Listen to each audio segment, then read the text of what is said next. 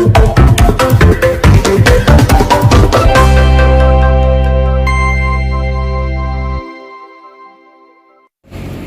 assalamualaikum warahmatullahi wabarakatuh. Halo sobat otomotif semua, kembali lagi bersama saya di Aufa Channel. Ya baik teman-teman, pada kesempatan pagi hari ini nanti saya akan memberikan sedikit tutorial ya mengenai bagaimana cara melakukan perbaikan pada mobil Honda Mobilio ya teman-teman ya.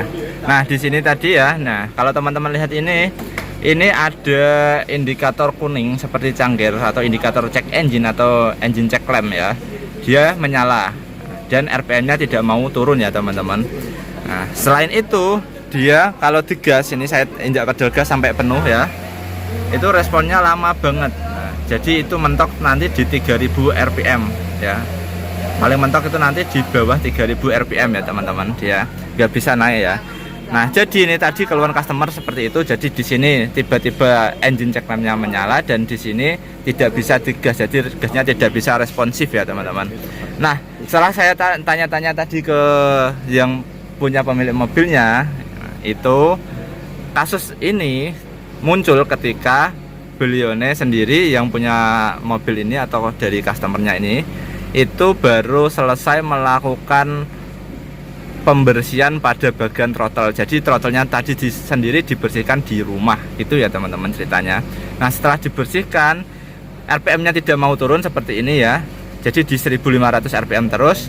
Dan juga pada bagian lampunya menyala. Dan tadi bagian pedal gasnya kalau diinjak itu mesinnya maksimal di 3000 RPM gitu ya teman-teman.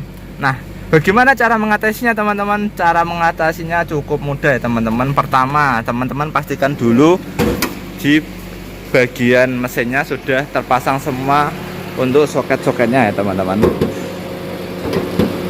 Ya, ini kita buka dulu kap mesinnya ya.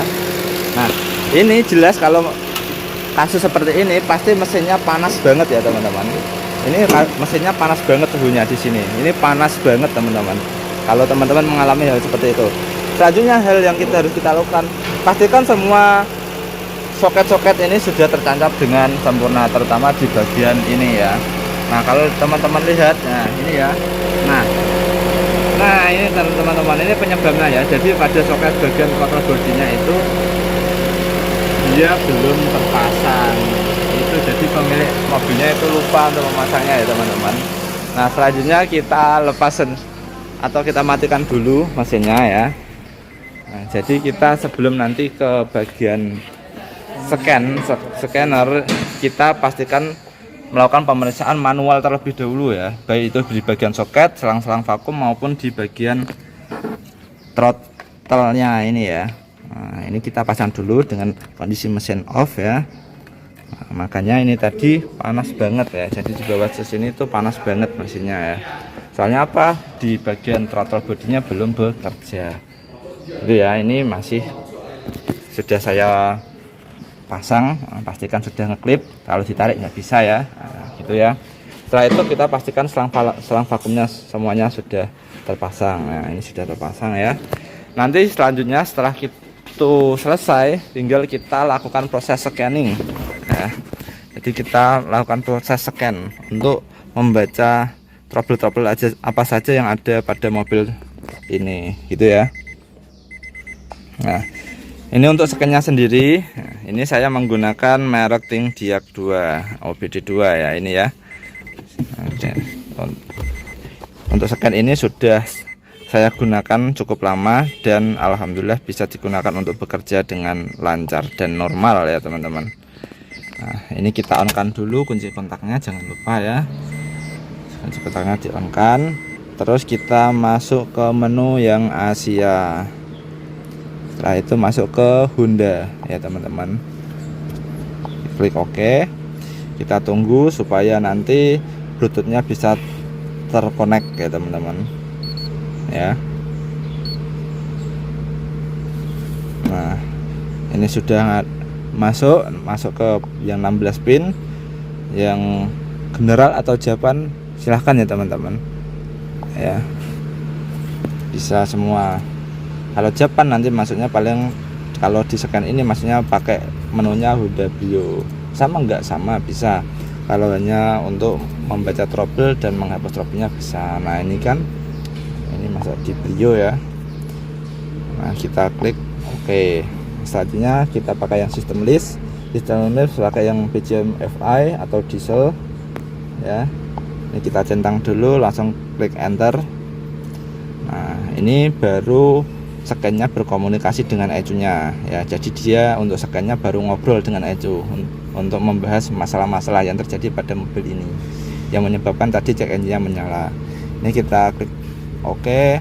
Terus kita read fault code dulu ya teman-teman untuk membaca trouble. Nah ini tadi ya, ini di TP sensor A voltage high, TP sensor B voltage high, TP sensor A B. Ini karena throttle bodinya tadi belum dipasang oleh customernya ya. Jadi di sini tadi dibawa ke sini itu ditarik gitu ya teman-teman ceritanya. Nah setelah kita cek awal tadi, oh ternyata belum dipasang gitu ya. Nah selanjutnya setelah itu kita clear fault code, jadi untuk menghapus sisa atau bekas trouble kode yang ada pada mobil ini. Klik OK. Dipastikan posisi netral atau di posisi P ya. Setelah itu kita klik OK. Nah ini sudah kebaca ya teman-teman, clear fault memory complete. Jadi untuk penghapusan trouble-nya sudah selesai. Kita baca ulang lagi untuk memastikan ya. Nah ini di sini sudah no trouble code, jadi tidak ada trouble terdeteksi. Nah selanjutnya apa teman-teman? Selanjutnya tinggal kita coba start kendaraannya.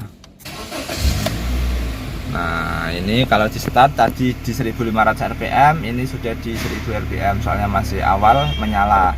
Nah selain itu tadi di sini yang gambar cangkir atau bagian check engine atau engine check lampnya dia menyala. Ini saat mesin hidup dia mati. Jadi normalnya kalau mesin mati dia harus menyala, kalau mesin menyala dia harus mati.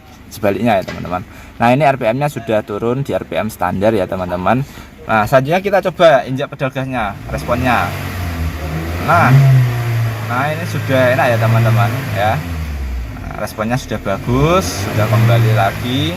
Kalau tadi kalau diinjak pedal gas itu cuman mentok di bawah 3000, pokoknya di 2500 rpm. Kalau ini sudah bisa sampai dia di limiternya di 4000 rpm. Jadi kalau rata-rata Honda ya, kalau saat posisi idling ketika dia digas terus nanti di 4000 rpm dia akan limit, soalnya di sini sudah ada limiternya ya.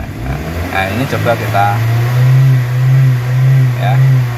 Jadi kalau dia diinjak terus dia nggak bakal naik lagi, soalnya dia sudah ada limiternya, jadi dibatasi di 4000 rpm gitu ya teman-teman. Jadi itu masalah simple ya teman-teman. Kalau teman-teman mau melakukan perbaikan mobil sendiri di rumah itu harus hati-hati. Kalau teman-teman tidak hafal dengan komponen-komponennya, monggo bisa di video dulu di awal, nanti kalau melakukan pemasangan nanti bisa dilakukan pengecekan ulang di bagian-bagian soket, bagian-bagian selang udara atau di bagian air induction systemnya itu harus dipastikan dalam kondisi yang bagus gitu ya. Cukup sekian video kali ini dari saya, semoga memberikan manfaat bagi teman-teman semua kalau teman-teman mau melakukan servis mobil sendiri di rumah ya teman-teman. Cukup sekian dan terima kasih, dan jangan lupa untuk klik tombol like, comment, dan subscribe, karena like, comment, subscribe teman-teman akan membantu berkembangnya channel ini. Salam dari saya, salam teknik, salam otomotif.